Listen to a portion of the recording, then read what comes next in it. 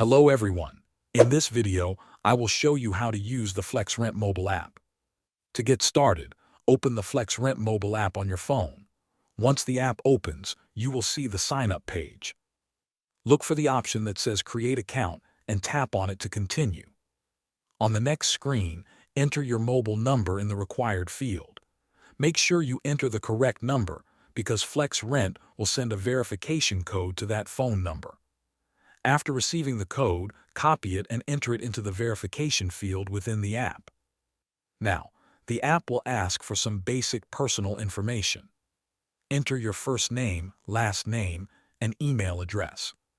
Double-check the information to make sure everything is accurate. Then continue to the next screen.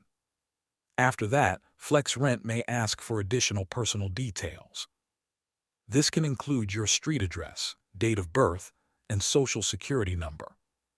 Depending on your account requirements, you may also be asked to add a payment method. This payment method will be used to help you pay your rent through the app. Once you have completed the setup process, you will be taken to the home page of the app. From here, you can view important details related to your rent.